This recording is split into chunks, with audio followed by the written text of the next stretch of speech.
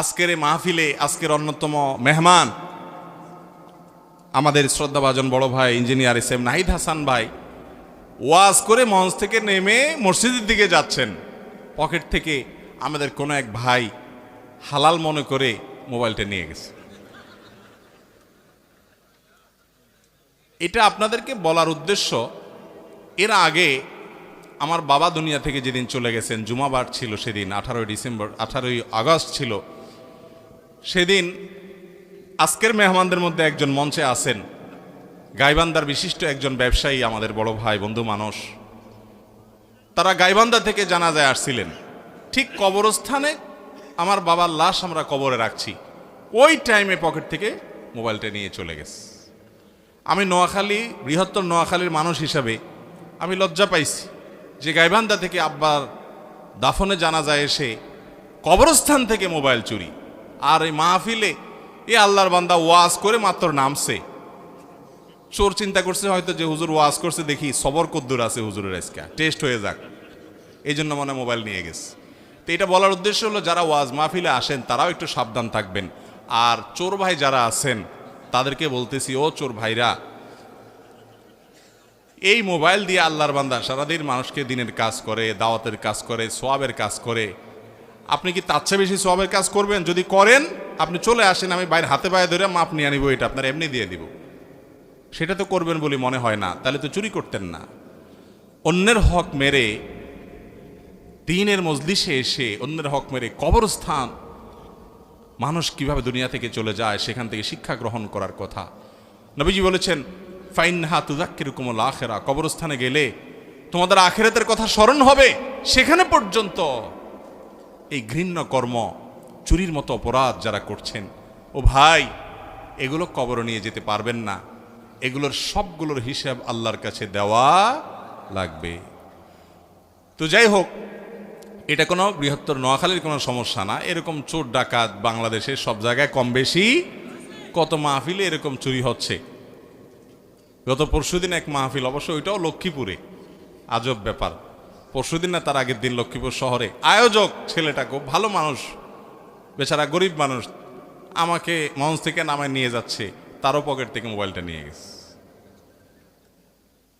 তো আমার এদিকে মাহফিল বেশি হতে আমি জানি, অন্যদিকেও হয়তো নিশ্চয়ই হয়, কারণ চোর সব জায়গাতেই আছে। আপনারাও সাবধান থাকবেন। আর এই চোর ভাই যারা এই সুযোগটা গ্রহণ করতেছেন তাদেরকে বলতেছি যে চুরি করে দুনিয়াতে কখনো অভাব দূর করতে পারবেন হবে না, বরং অভাবী সারা চিরকাল অভাবই থাকবে। হারামে আল্লাহ তাআলা আরাম রাখেন। 10 টাকা চুরি করবেন, 12 টাকার ভাউচার আল্লাহ তাআলার ফেরেশতারা ধরাই দিবে হাতে, ঠ্যাং ভেঙে যাবে। এরপরে ওই 10,000 টাকার মোবাইল চুরি করছেন, 20,000 টাকা খরচ হবে, এভাবে কাটাকাটি হবে, টেরও পাবেন। হারামে আল্লাহ তাআলা আরাম রাখেন। আল্লাহর ওয়াস্তে তওবা করেন, তওবা করেন, তওবা করেন। আল্লাহ আমাদেরকে তৌফিক দান করুন। সভাপতি সাহেব একটা প্রশ্ন দিয়েছেন, এটার উত্তর না দিলে তো চাকরি থাকবে না। আমাদের দেশের বেশিরভাগ মানুষ বাহিরে যাওয়ার সময় বোরকা হাতে, মোজা পায়ে ব্যবহার করে, কিন্তু বাসায় দেবর বা অন্য পুরুষ যেমন শ্বশুর, দেবর, ভাইদের সাথে সাধারণভাবে দেখা করে। এটি কতটুকু জায়েজ আছে ইসলামের দৃষ্টিতে? অনুগ্রহ করে ব্যাখ্যা করলে উপকৃত হতাম।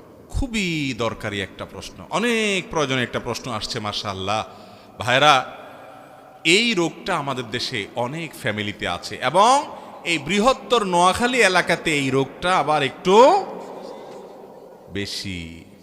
তো যেটা বলছিলাম যে আমাদের এই অঞ্চলে একটু বেশি হলেও সারা দেশেই আছে, সেটা হলো অনেক মহিলারা আছে বাহিরে গেলে মাশাআল্লাহ বোরকা পরেন, হিজাব নেকাব পরেন, অনেক সময় দেখা যায় হাত মোজা পা মোজাও পরেন, কিন্তু বাসায় আসার পর ওনারা দেবরের সাথে দেখা দেন, ভাসুরের সাথে দেখা দেন, বাড়ির আশেপাশে অন্যান্য পুরুষদের সাথে দেখা দেন।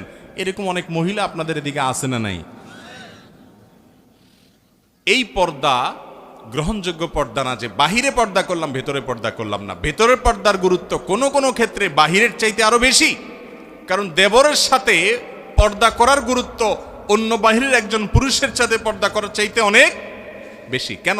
নবীজি সাল্লাল্লাহু আলাইহি সাল্লাম বলেছেন, আল হামু আল মাউত, মহিলাদের জন্য দেবর আর পুরুষদের জন্য শালিকা হলো মৌতের মতো, মৃত্যুর মতো। মৃত্যুর মানুষ ভয় পায়, এরকম মহিলারা দেবরের ব্যাপারে সাবধান থাকা উচিত।